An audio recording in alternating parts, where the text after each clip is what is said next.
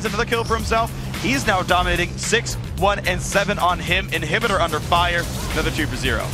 Wow, LMQ trying to end it in style though there. That was Vasilii going full Lomo Nation. Trying to draw them in, and it kind of worked, grouping them up for the Shockwave and then Ezreal ulti, but wow, not quite.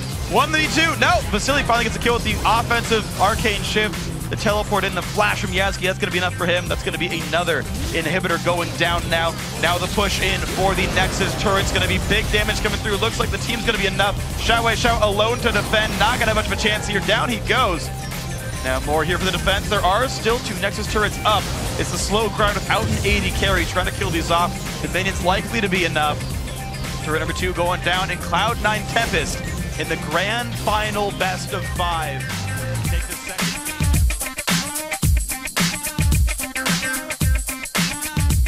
Hey everyone, welcome back to the North American Challenger Series Spring Playoffs. We're headed into Game 2 of the finals of this best of 5 between Cloud9 Tempest and LMQ. But first, I'd like to welcome the original Cloud9 mid laner, Hi, to the Analyst desk. Hey man, so he's going to be breaking down some of the action for us.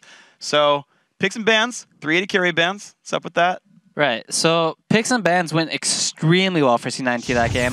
One, LMQ banned Corki randomly, and then C9T banned 380 carries. When that happened, they had a few OPs still left open, so they had a choice between like picking Kha'Zix, Lucian, or like Soraka, and even like Thresh, I guess. So if they first picked Lucian, C9T would get back Soraka and Kha'Zix. If they first picked Kha'Zix, C9T would get Lucian, Soraka like they did.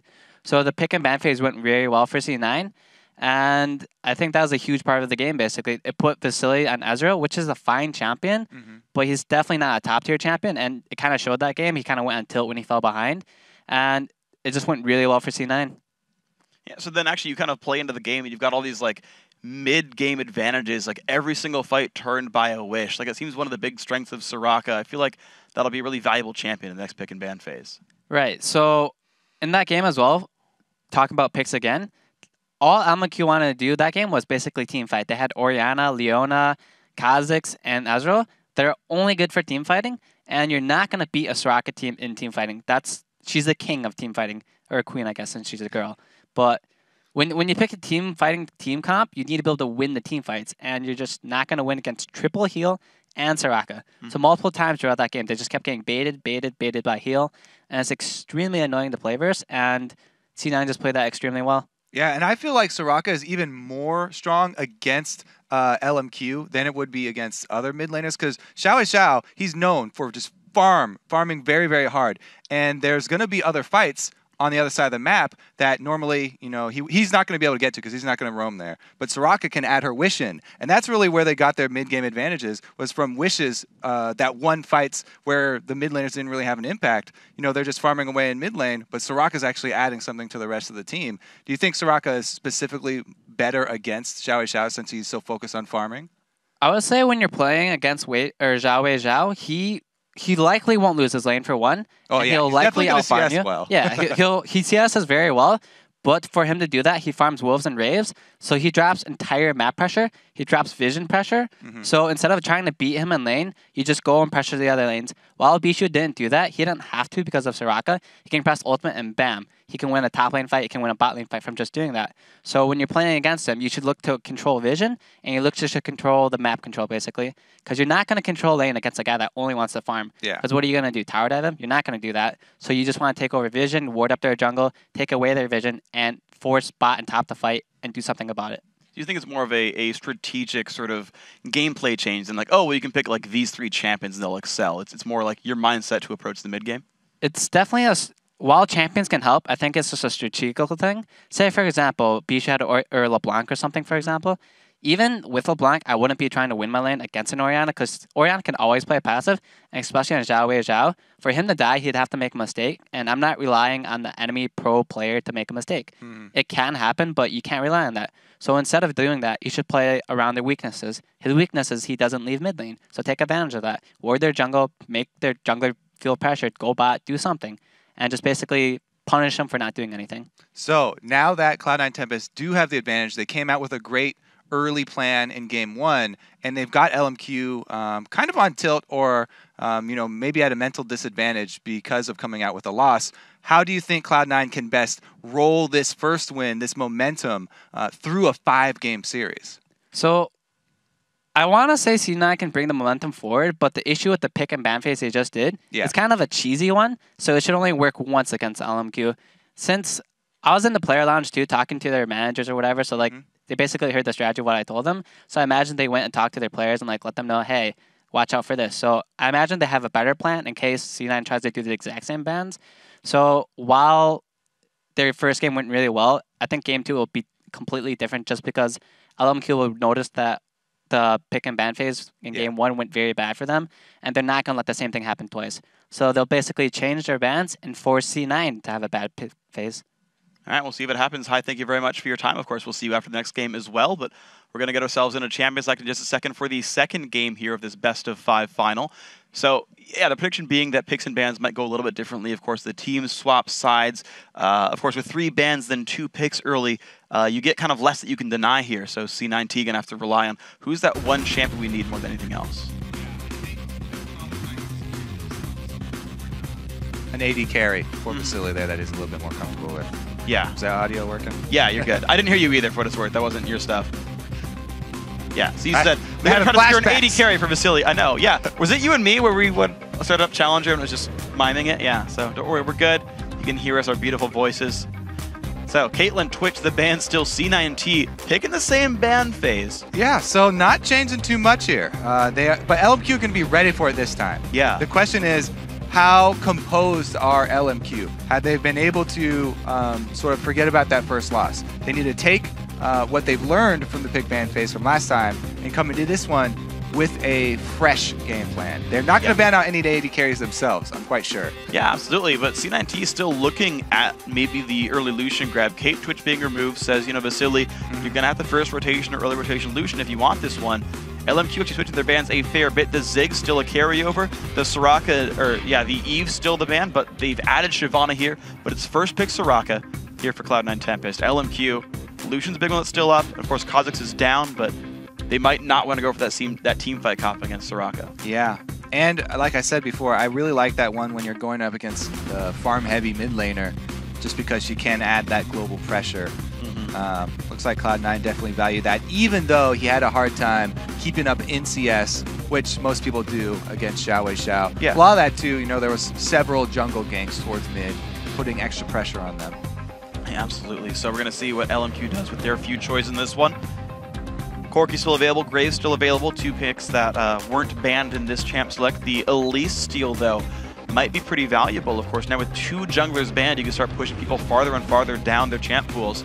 LMQ, they're not rushing any of that. Hovering Morgana right now, saying, you know, Glebe had too good of a game on it last time. Let's remove some of these defensive picks here that C9 wanted. And remember, the other thing that has changed here is that LMQ now have the last say in a counter pick. True. They can get a hard counter pick in any lane that they want. They could even save that for their AD carry for Vasilii to make sure that he is in a matchup that he feels comfortable in. Likewise, they could also go for that level 1 invade. They could go for which would afford them a 2-versus-1 lane swap, since they are on purple side. That's expected actually a lot from a lot of teams. We'll see what they do with this one. Of course, Morgana, Elise, already talked about that one. Lucian, pretty much auto-locked for Cloud9 Tempest, though. We'll have to see what Yazuki wants to play for his top lane. The Karma, though, for the matchup. So, Karma Lucian versus Morgana X in the bottom lane. I kind of like this Morgana here, because, or this Karma here, because it's a good champion for putting somebody on tilt, someone who's already maybe a little bit unstable from the last fight. If you come out level 1, you land your mantra Q onto an AD carry as they're coming to lane. He's like 100 health. That can be devastating to them. Yeah. And that can throw off their entire early laning phase. Yeah. Well, we'll see. LMQ not really changing their comp up too much, but they grabbed the Graves that was banned before. The Lucian Steel going to let him pick his next pick anyway. The Orianna still coming through in the mid lane, so LMQ, and I guess C9T as well, happy with the mid lane matchup as it went last time. Yeah. Sure, there were 50 minions, but the global pressure was nice here for Bischu. Going to be new 80 carries in this one, new supports as well. And now C9T have to say, okay, what's our top laner? It's got to be a blind pick. Yeah. The other thing about playing against that Soraka is that LMQ will now be expecting it. I don't think Vasilii will be opting into those duels without calculating in the wish from now on, because he was taught that lesson several times last game. Yeah. And I think that everybody on LMQ has had time to go over how are we going to deal with Soraka, because they probably expected Soraka to be taken again since they didn't ban her out. They should be able to deal with her this time around. The thing is, what I talked about, she's so good in team fights. And again, they've got Graves and Orianna here. Pretty team fighty champions right there that they're looking for with their carries. So it is a little bit dangerous. Well, the interesting thing is Cloud9 Tempest actually, I feel like they upped their ability to withstand an area of effect team. You've just added Karma, who can Mantra Inspire and just get this gigantic AoE shield. You've got Ryze, who's also going to build tanky around 25-30 minutes in that top lane as well. Jungle Xin also can disrupt some of that combo, but also be a tank in the front line. So C9T, in a lot of ways, a very similar composition. Defensive, rely on the AD carries, shield everyone up, heal them up. LMQ is still a team fight team. The big change here, though, this time around, C9T looked like they're going a little bit more late game. Xiao is actually, with Feral Flare, is actually more of like a late game jungler now. He's very strong late game if you can get those stacks on Feral Flare. Yeah. He's still pretty good early. You do sacrifice a little bit of early game dueling power when you go with the Wriggles. It's an investment. You're waiting for that return on your investment later.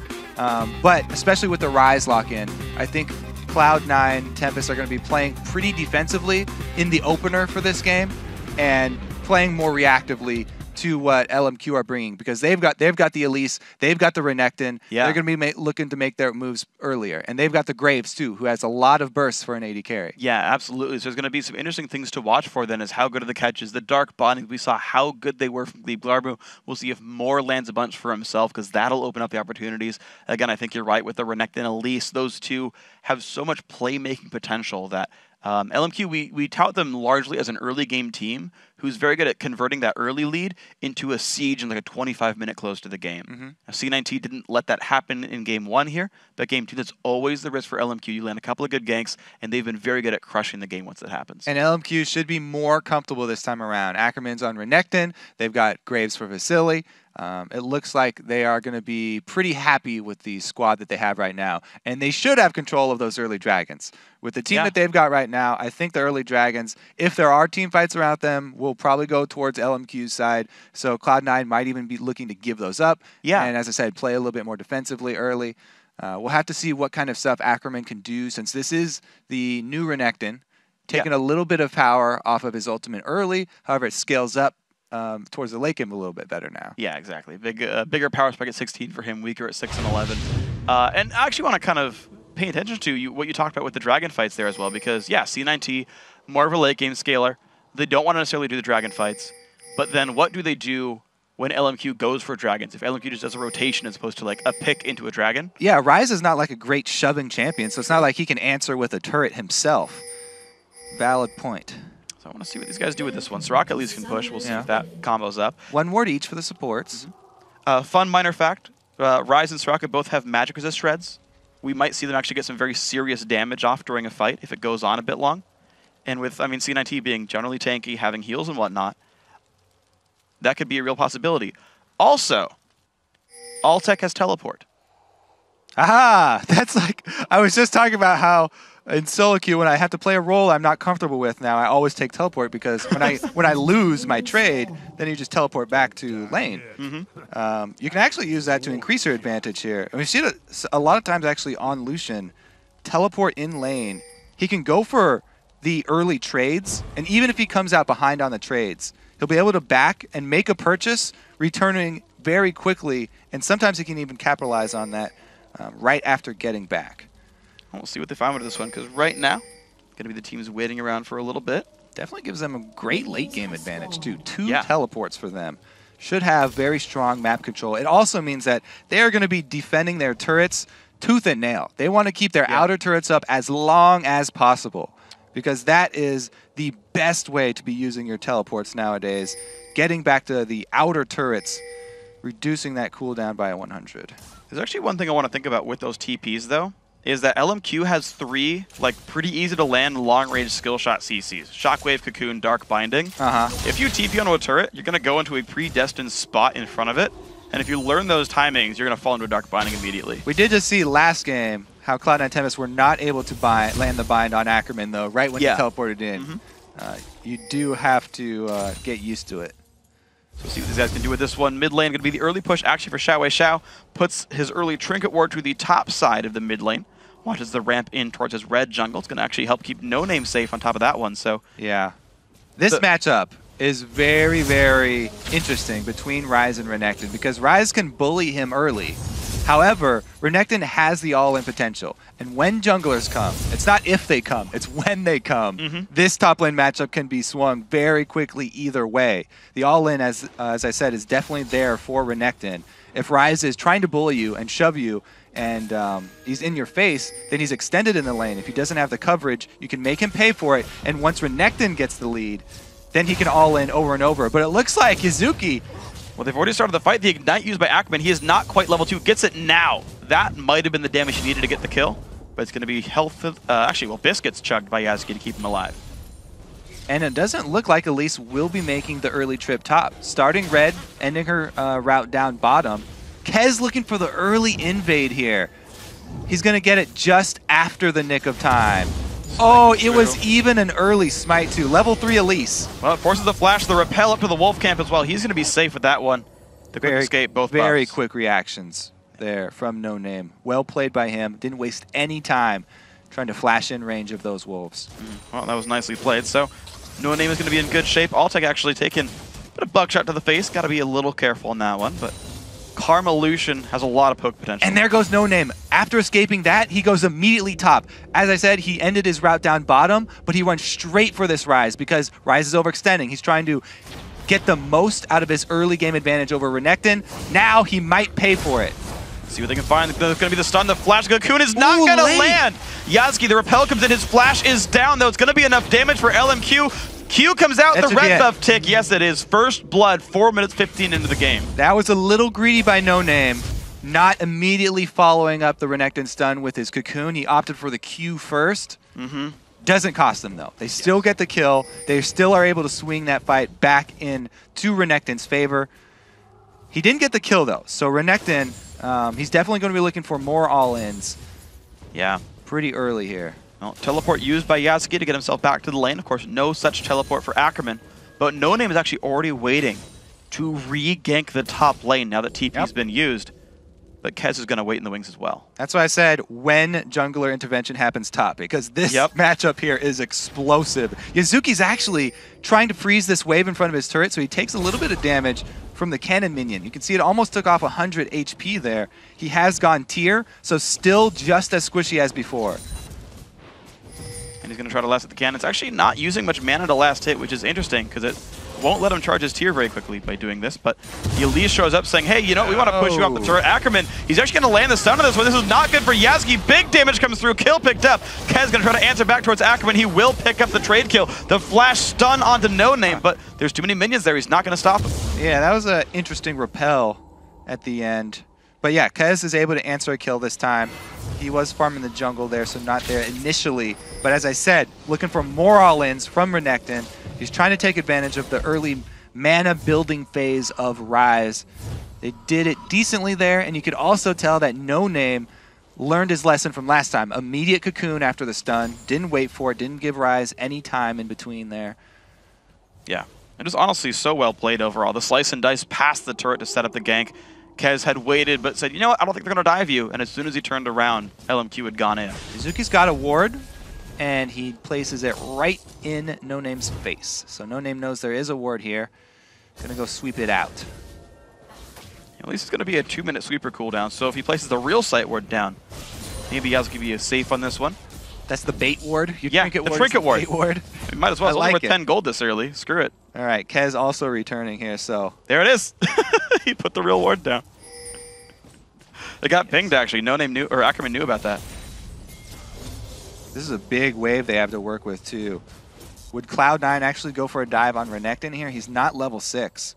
No 6, no flash. Soraka's coming in. They are going for the dive. Bischu's going to back him up with the heals. Good call by Ackerman to back off. Yeah, he's going to get well out of range. NoName waiting in the wings as well. Now, if they know Soraka's missing, though, they won't dive the 2v3 back in the turret. Actually, Ackerman's staying in experience. The dive goes in there. There's the jump, the knock up into the air as well. Yazuki taking turret. Agro forced to run back, gets Wish onto him. But there comes Elise. The heal comes through. NoName still trying for this one, but Yazuki with a summoner heal stays alive. They find the first kill. Now Ackerman is 6. Gets some health back from Cole the Meek. C9T, they're not going to go for more. And Bischu punishing XiaoWeiXiao for his inability to roam. XiaoWeiXiao always focuses so much on farm, he just stays there 100% of the time. Even though, like you said, they call Soraka missing, NoName gets a little bit baited by himself, getting his target so low there, trying to kill Yazuki. Bischu was in the area still and was able to rejoin the fight. Yeah, Wish, Astral Blessing, and Summoner Heal. All of them combined was Captain Planet and enough damage. The fight again, Ackerman looking for Yazuki. Last Dig Ignite not going to kill him, but the chase still going. Kez not in a good spot, taking damage with Dominus. Empowered Strike! Empowered Q, the stun not quite in range. Goes for the slow though, gets stunned up. Finds the trade kill though, and that's actually advantage C9T. Yeah, not worth. With Yazuki getting the kill. The only thing that he does have in his favor is that the wave's pushing towards his turret still. So it will be there when he gets back, and Ryze will continue to have to extend. It's going to be the quick recall there for Ryze with the Summoner Teleport available if he wants it. NoName, pink wards shared in that brush. You know, that one's not going to live long for LMQ. But for now, it's going to be a bit of slight control. But towards the mid lane, Bischu has to know about this. His flash is down, which means if XiaoWeiXiao finds a shockwave, it's grim for Soraka. Yeah, so the roaming does cost him in CS. However, he's able to play pretty defensively. And even being down 20, being able to turn around that top lane fight was definitely important for them. This is good by LMQ. They've stopped multiple recalls from C9T, and with the shove in the mid lane, especially with Bischu grabbing blue buff, LMQ just goes for a dragon straight up with 4 people. No one's going to stop them. It's going to be a quick gold lead. 12.2, 12.9, 700 gold dragon. Kez reclaims the pixel bush for Cloud9. And yeah, that is another advantage of the minion focus that XiaoWeiXiao has. Shoving in the lane, they're able to time it very well to get Dragon. Kez will find out that it's gone. And blue buff taken away as well, so both mid laners going to hold blue buff for the next few minutes as they stay in the lane. Altec, Vamp Scepter, the same for Vasilii, who's having a much better game. The 5 CS difference. The level 6 Graves. I'm always really interested to see if they can get the combo down for a level 6 Graves, especially with the buffs. There's the ulti, and Altec's going to have to flash for that one. Quick cooldown exchange. Yeah, exactly. Good good use of his flash. That would have been his death there. Ackerman, though, had shoved up the lane, so Yazuki gets some pre-farm time here. And it looks like the junglers have decided they're bored with this top lane. Not returning there. Yeah. After so much attention paid bottom. They figured they've both won. Both junglers or both top laners are 1, 2, and 2. So it's like, yeah, we set you behind. Should be enough, right? We'll see. Ackerman looking for a bit of a trade. Damage going back and forth. Back in the tier. I like the early boots upgrade from Yazuki, so that he can kite Renekton more effectively. Because really, the only thing he's worried about is the all-in from Renekton, while he's trying to build his mana up. And that move speed is definitely a very valuable defensive tool. Yeah, Ackerman, of course, rushing the Spectre's Cowl just to regenerate all the periodic harass that Ryze puts towards him. Only kind of goes in when he can land the empowered Q and get his health back for the trade. Jungler's waiting in the wings once again. That's a good bit of damage. Kez is around, though. The flash in, the dash not quite in range. Kez doesn't have fast enough movement speed to catch Ackerman. A little bit of a miscalculation there from Kez is going to cost him, because Elise has seen the jungler attention. With Ryze recalling, though, really all they can get is some shove under the turret. It's not going to be too much then. It's going to be the teleport up as well again already. And one of the cool things about Ryze is you typically go deep enough into the utility tree, you get another 10% CDR on that, dropping your summoner spell to a full, just even 3-minute teleport. Looks like we might have a collision of junglers once again. NoName spends a lot of time sitting in these top bushes, though. That's been his style. I mean, 26 minions is very, very low at 11.5 minutes. He's just there for the ganks. 2 and 1 on himself, early Sork shoes.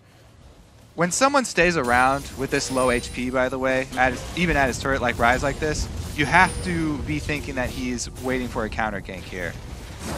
And, well, there's the attempt. Empowered stun into a lot of damage. Ulti comes by. Ackerman does take aggro, but he gets away with the flash safely. Knockout from Kez has big damage. Got his flash up. Can he find much more? Dashes into flash over the wall, but here comes Bischu. Ackerman not in a good spot for himself. Puts the Q down. One more Q. Dashes the wall and gets out safely.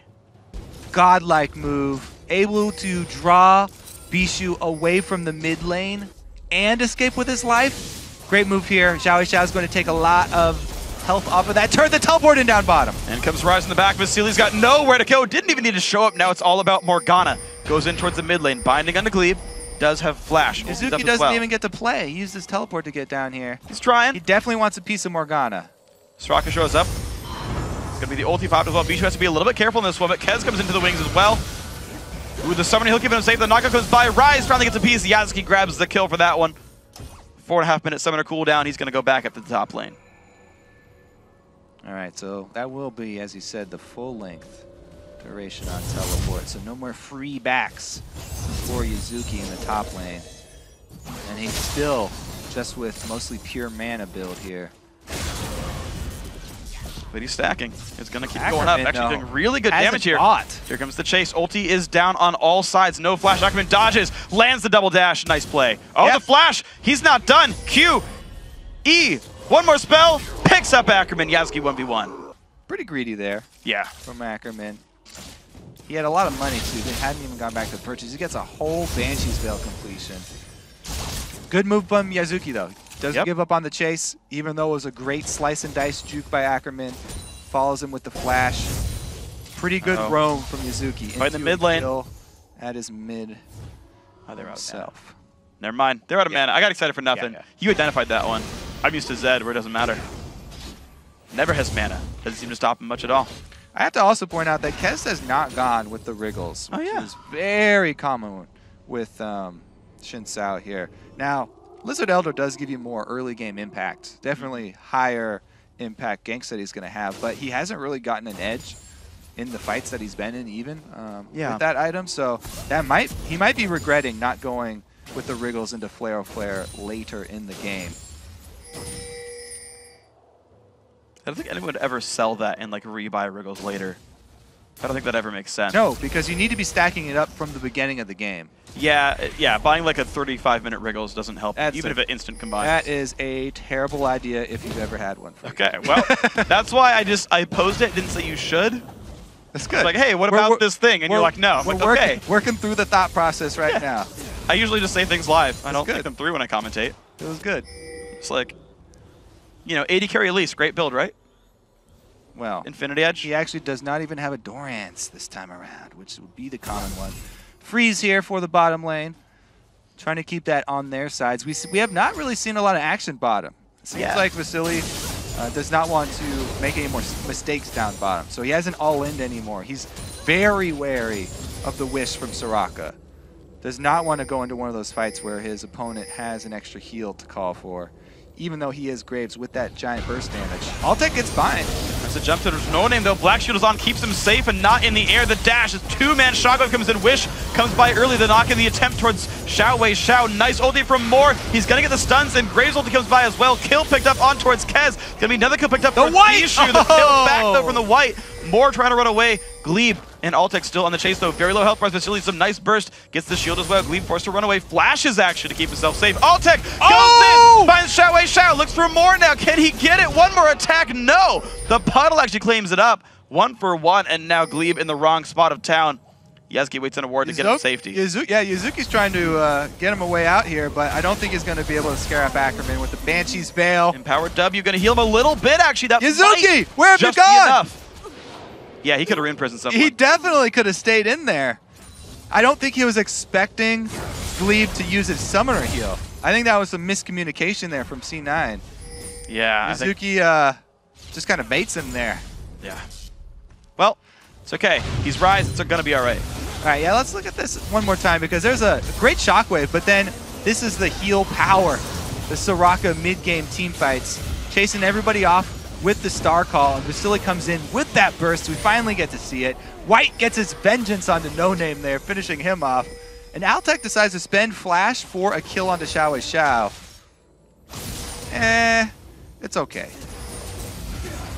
If he could get 2, then it would definitely be worth. Yeah, got close, but blew off, went to Moore. Actually, another catch now. Kez not in the best shape of his life right here. Can he dodge with a Dark Binding? No, gets cocooned as well. Big damage comes through. Kill picked up for NoName in this one. Gleeb now in the mix, but there comes a Shockwave. Another 2-man. This is big for LMQ. They're going to find Yazuki. They're going to find even more on this one. Bischu's got nowhere to go. He's going to fall on another 3 kills. LMQ and control over Dragon. The mid-game teamfights around Dragon that LMQ want because they've got the Renekton. Ryze right now still scaling up. They're getting their advantages here. I think C9 are pushing it a little too much around the Dragon Pit early. I didn't think that was going to be their plan coming into this one.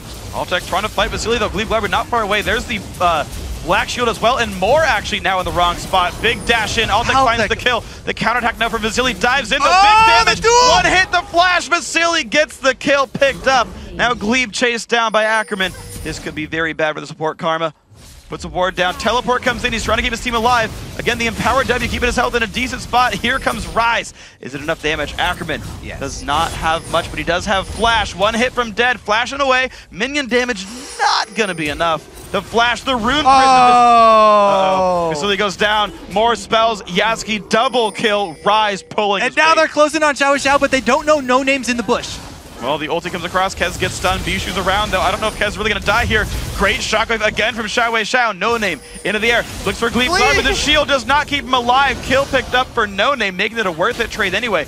Cocoon comes through, sure to be a kill. Bischu gets that one. These teams are constantly trading kills. Yeah, Gleeb should not have walked into that repel circle from Elise. But man, all right, Vasilii gets his vengeance on Altec this time around. He's one hit away. He wins the duel in the end. Great damage onto Moore from Altec, so he gets a kill first. But then Vasilii just comes out ahead, flashing over to get the last shot. And Ackerman goes a little too deep. You know, Altec wasted a cooldown there. He dash Q'd instead of dash auto-attacking, which would have killed Morgana. Yeah, get that. If his Q was up, he would have killed Vasilii. Passive. Yazuki, though, does not give up on the fight and ends up claiming the blue buff. So that's another pretty big win. Yeah, actually, you know, even though he's been on the correct side of the map for it, they've always given blue buff to Soraka and not to the Ryze. For the mid lane matchup, saying Yazuki, just build some mana, stick it out for a while. He's now going towards Banshees or Spectre's Cowl. I would probably guess Banshees, actually. Or Banshees or Spirit Visage. I know Visage is nice on Ryze, but I feel like anti-shockwave is more important. And the blue buff is really good for him, especially since he isn't building early cooldown reduction. Ryze loves cooldown reduction, and he's not getting it early out of this build that he's going for with scaling and then magic resist. So not even a glacial. He's definitely very happy to get this blue buff. So he's going to keep the spam going. Tier's got to be pretty much stacked by this point. Even still, though, he's... Okay, yeah, there's a Q coming out, but he's using a lot of auto attacks in general in lane, keeping his mana pool fairly high. And as you said, there is a very substantial amount of magic damage shred or magic resistance shred from the Ryze Soraka combo moving towards late. So even Karma will be hitting pretty hard. And you're going to see the... Look at this, the bush gank here. Duo squad, there's no flash for Yazuki. All right, can he dodge the Cocoon? No, he walks back into it. The stun going to come in for Ryze as well, but now the spell vamp chain, big AoE. Spiderling's going to drop down rather quickly, actually. Gets the damage back down. Yeah, NoName couldn't handle that. Up comes Xiao as well. They want to make him answer. There is no turret here. Boots of mobility. Flash dive in. Nice point blank stun, but now Ackerman going to get knocked into the air by Zhao. Should be a bit more damage. Dashes forward again. Gets another slow. Ackerman pops the ulti. Will have an empowered stun if he wants it. The rune prison keeping him in good shape. Kez gets the kill credit 2, 3, and 5. Gleebglarbu stunned up right there. Shotgun's going to be soon as well. Big damage comes through. Vasilii gets the kill credit. Yeah, 2 big damage AoEs used to kill off one lonely little support here. That is going to give them control around the bottom turret, though. Altec and Bischu can defend it. How many backs can they stop, though? Because there's a great shove up top by Kez and Yazuki. Yeah, they'll need their next wave before it really goes down, but they're going to get good damage on this one. Altec going to commit to this one. Actually, no, they're going to stay a little bit. NoName is actually trying to defend top lane. Vasilii face checking, though, against Altec. Top turret goes down, but here goes the battle. No ulti for Graves, but big damage. Soraka heal doesn't come in time. The 10% crit did enough damage. Wish was on cooldown. He didn't think he had to flash for that one. Bischu pushes Vasilii away, but a great kill. He had flash and heal. Yazuki now under pressure. Taking a whole bunch of pain. The burst comes back across towards NoName, but it's not going to be enough. More helping out with the black shield. Actually gets the kill credit. These are exciting games. Kills all over the map here. Everyone not hesitating to go for those duels. Now we're going to see Bischu trying to auto-attack with stale bananas. Only does so much damage. Vasilii Why are they stale? Because they've been chilling out in Summoner's Rift for so long out in the sun. But bananas don't get stale. They get mushy.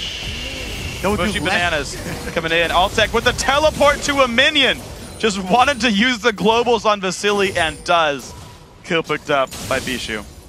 Soraka wasn't enough. The teleport Altec comes in. He doesn't have that combat summoner, but he would have helped him before. He is able to teleport in. Yeah, it would have helped him before. Well, 3-3-3 on Lucian versus 6-3-3 on Graves. You know, hasn't seen Graves much in a while. Some of that's going to be the rune chain, and some of it going to be the kind of team fight choice here for LMQ. But Graves kind of back in the mix. The buff's helping, of course, as well. Vasilii definitely looking like he's got his confidence back now, too. After those first couple team fight kills, he'll probably start playing more aggressive now. And that is what LMQ need. They've got a lot of power focused on him, and they need that burst damage from Graves for the team fight because they want to combo it with the shockwave. Try and just out-damage all the heals that Bischu's going to be putting out. Yeah, you see him try to push through on a XiaoWeiXiao. Dragon up now in 20 seconds. Teleport is available for Ryze. Of course, Ackerman never even brought it on Renekton. So C9T play a bit of a freeze versus Yazuki's Dragon. freezing up there. Yeah, I think he's is. freezing up there, so they probably won't contest it. And I don't think they should. Oh, no, that's terrible for him. Dark Bonding hits as well, but gets the Mikhail's Crucible to stay alive for this one. Gonna dash back in. Tries to kill some Spiderlings, doesn't quite. LMQ, though, 5 strong are going for this Dragon. No objectives available except for that mid lane outer turret, which is now getting pushed by Bischu. Dragon goes down fast. Glebe not going to be in range for the steal. Red team, LMQ, picks up Dragon. You have to be worried about getting cut off here when you go for this trade of the mid turret because they're only 4-man. Moore has flash. There's the dissonance. Good silence in. He's going to look for it. Finds it onto Bischu. The engage from Kez. Big damage. In comes the teleport. This is the fight to watch for. Big heals. Kez still alive. Shockwave lands onto a few. Kez is going down 1 for 0 so far. More pushed away into the backlines. Altec does not find anything. He goes down, chasing down Vasilii. LMQ looking for more off the 2 for 0 so far. They now find Yazuki. He's trying to put damage towards NoName. Will fall though. 3 for 0 plus Dragon. See, it's so often. Teams have the right idea. Yeah, we want to trade an objective for this Dragon we're giving up, but they don't remember about their positioning. After Dragon's down, you got to worry about the exit route. And Moore didn't even have to flash in range for that one. He just walked up to them to force this fight. Exactly the fight that LMQ wants. They've got much more power right now. They're going to get outscaled later, but they get the fight they need now. Altec actually going in for the duel with Vasilii, 2 vs 1. Yeah. Wei-Xiao's definitely going to have his say in that fight this time around. Meanwhile, Ackerman, who's actually a tank, was tanking up the rest of Cloud9. Yeah, that felt like a really bad misplay by Altec, though, to go and try to dive the AD carry. Both of these AD carries look like they get kind of on tilt pretty easily. Last time around, it was Vasilii. This time, though, Altec getting a little bloodthirsty. Yeah. So one thing you mentioned during that fight as well was the fact that Ackerman is a big tank right now on Renekton, right? Yeah. His not only offensive build. item is Hex Drinker. Yeah, not his usual build, getting that Tiamat. So, but I do like it, though, because that's what they need. They need to win these mid-game team fights and increase their lead. Yeah. They've done just that, though. Awarded Baron after that last one. Yeah, big lead. LMQ up 6,500 gold. But the corollary to that point, though, is corollary is not the word for it. Is that Kez is barely starting his tank stats. Boots mobility, Elder Lizard, tried to cash in on early ganks, had mixed success. Certainly not the same success that NoName has, who's 5, 3, and 7. But there's no real great durability items yet for this Xin Zhao on the front line. You saw him get like a 4-man ulti and still got popped, despite Soraka heals. Yeah, he's pretty squishy. And since he didn't go Flare, it's not going to be that endgame impact that they're looking for. Won't really have that objective control quite as much. But they do have a Ryze on their team who has scaled pretty nicely. Yeah, 5, 6, and 3. A lot of deaths, but Yazuki having his presence in fights. The 4, 2, and 2 Soraka also has the Ryze Crystal Scepter done, going towards the Randuin's next. Standard par for the course for that stuff. These siege potential. LMQ get rid of some wards. They put one down for themselves as well. We don't know that NoName's in that brush right here. Wave clear for Altec. Gonna buy another 30 seconds for this turret. C9T doing what they can to wait out the Baron buff. Bischu with the blue buff. Ooh, gonna be able to sustain up pretty well, even against Baroned up LMQ here. LMQ might go for the dive on the next wave. Vasilii does have his combo of Bloodthirster plus Last Whisper now, so it's definitely hard-hitting ulti combo from him. They found some damage on the Glebe. Gonna be the gold picked up there for Moore pretty easily. Mid lane not doing much, but the bottom lane, big damage coming through, down to half HP, this second tier turret. C9T They are missing a couple ultimates. The binding on the Kez is not going to meet up. They go in for this one. Big damage. Jungler gets the McHale's. The Wish comes by as well. Fight still coming in. Repel into the air. The fight now. Here we go. The Shockwave not going to land on anything. The Kez gets the disengage. Now LMQ maybe are overextended. It's going to be any re-engage by C9T. They've used all their AoE burst, and C9 were able to live through it with all the heals and burning 2 flashes. Another bind though. Yazuki. Wow. Big damage on a Ryze. Ryze is going to start building just tank now, though, because he's fully scaled up his Rod and he's fully scaled up his Seraph's Embrace. So both of those mana items he's waiting for have completed finally for him. From now on, he's going to be buying a lot more resistances. One thing I actually want to see, really on both sides actually, is an Aegis to come through. Both teams have significant AoE, especially the Locket. Yeah. A lot of area effect damage and especially area effect magic damage. There is an Aegis already there for NoName. NoName playing the team one. That item, I don't see it right now for C9T, but I think that would be a big benefit to them. Just add even more to the area of effect durability. And get a big burst. But of course, Vasilii does have some good follow-up there. 3 big completed items. He's up a last whisper over Altec right there. Very huge difference between these 80 carries. Yeah, and he looks like he's going towards Infinity Edge next, too. So 4 offense item Graves towards the end game. They're going to put a lot of weight in the burst from Vasilii. Now Graves pretty short range. He'll usually be getting a defensive item. Probably will be after that 4th item, I guess. Yeah. And the thing is, there's so much threat by his team anyway. Ackerman going in, the shockwaves and all that. Morgana also being a ticking clock where like kill her in 4 seconds or she stuns your team. Yeah, a lot of AoE CC to help him out. There's people pulling attention, people stunning the enemy lineup. He's just not really taking damage. Vasilii 7, 3, and 5, having such a great game on Graves right here. Kind of warranted that ban from game 1. You see what he can do with this champion. And you also got to say the TP from Altec. He's actually kind of backfiring a bit.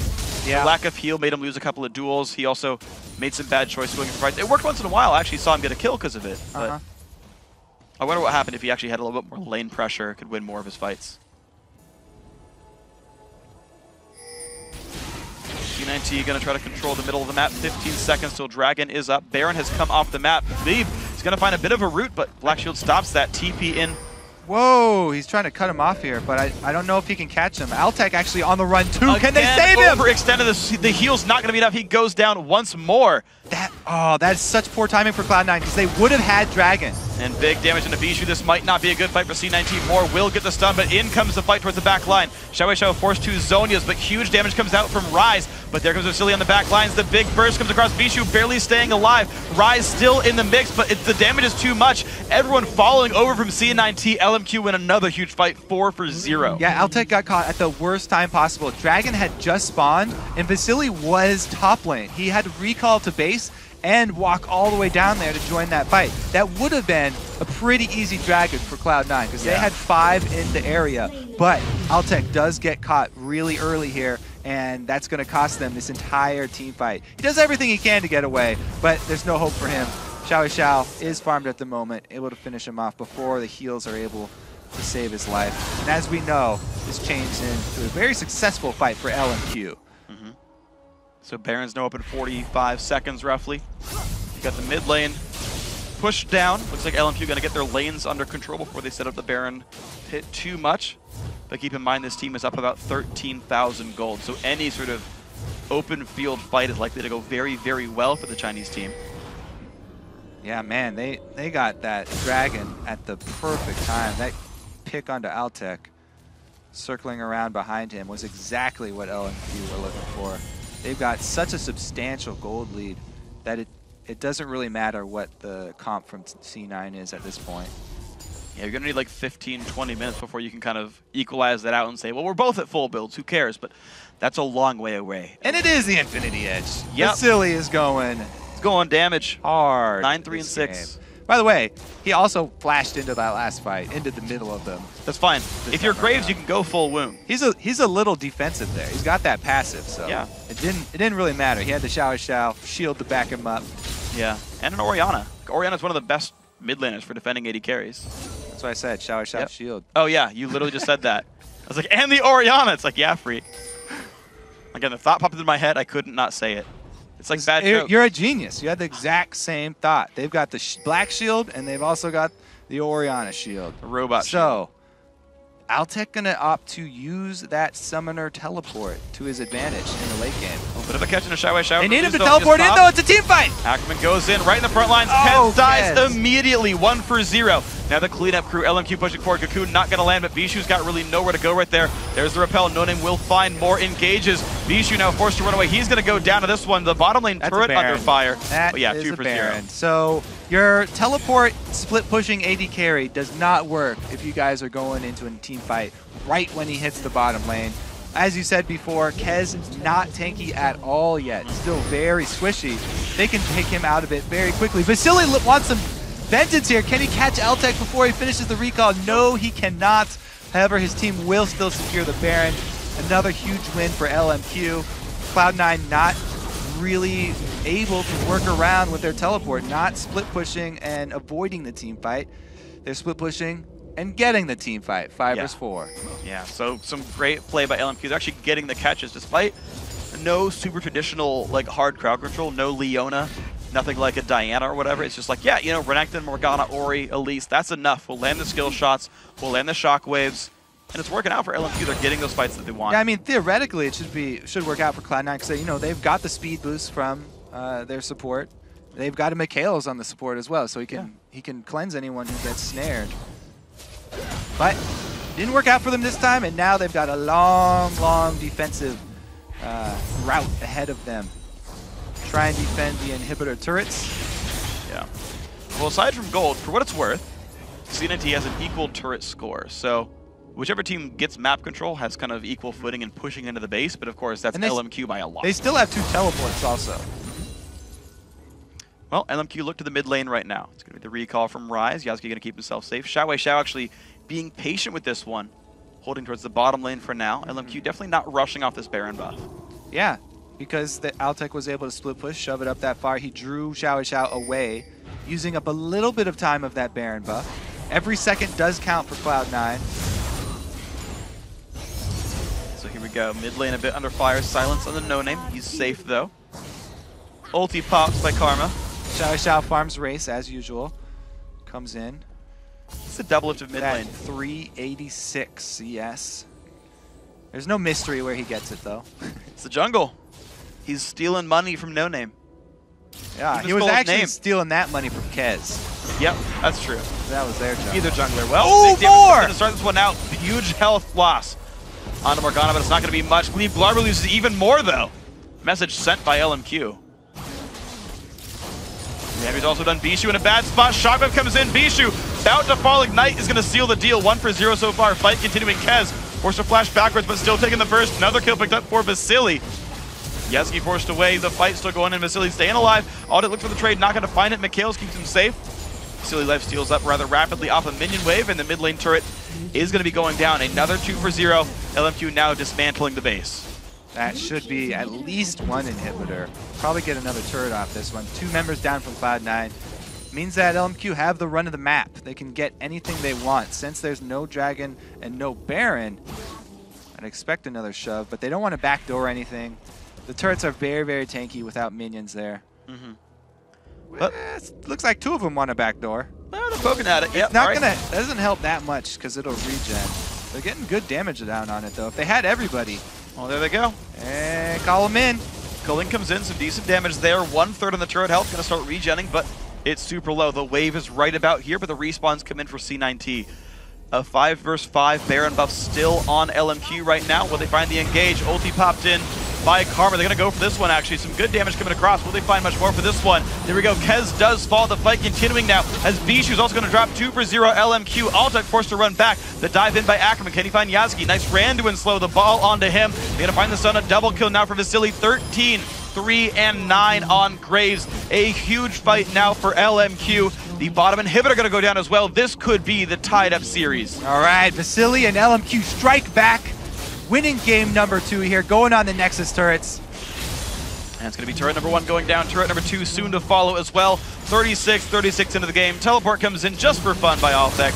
Wants to show these 2 out the summer to spell up, but the Nexus falls over. A 30-minute game, and LMQ in fairly convincing fashion take game 2 and tie up the series. Exciting game 2 as well. Yeah. A lot of kills. Now the reason that I was talking about Soraka being the snowbally champion. We saw it there in those team fights. When she gets behind, you know, she likes to be in the middle of the team fights. That's how she dominates the team fights. She heals everyone up, constant star calls. But if she's behind, then she's squishing those team fights. You can't be that close. She gets sucked in, and they kill her off very easily. Just because they had so much more money, so much more damage. If you're able to take her out at the beginning, then it's going to be a pretty easy win for the team fight. Yeah, and speaking of taking her out, I mean, the shockwaves from XiaoWeiXiao were so good. He's fighting against a bunch of heals, he's fighting against an AD carry with a dash and things like that, and he's still landing them. There's one big crucial team fight for like the first dragon where he caught Altec mid-dash, actually. Caught him at the edge of it. The placement of the ball, the ulti's coming through. Those always work so well for XiaoWeiXiao. Seems that comfort pick picked into the matchup again, said no big deal, we'll play it one more time, and you saw how well as Orianna went. Yeah, this is really fun series to watch. I feel like this is brewing into a good rivalry between these two teams. Yeah. Especially between Altec and Vasilii. Yeah, they've been trading back and forth. They're dueling all the time. I think Altec should go back to a combat summoner spell, though. One thing I do actually want to talk about with the Altec versus Vasilii trade is, we'll replay that one. So this is, who started off in the bush? I think it was Altec. So he got the early advantage there, and they take out the support. But as we said, Vasilii comes in. He's able to get the attack speed from his dash. So he gets one more attack off there after his flash. Yeah. Comes out the victor. And I was actually wrong. It looks like Altec did E into auto attacks. It was so quick I missed it. So correct combo. I take back my criticism. Correctly played by Altec. I'm sorry for that one. But yeah, so unfortunately, teleport doesn't help you fight people. No. You saw the grades get the better of that one. So LMQ, guys, is back in business. They're tied with C9T, now 1 game apiece. After this, it's a big game 3, and Hai will be back with us to break down the game. Don't go anywhere. We'll be right back. It's the Challenger Series Finals. Yep. What? What do we... And that one was like...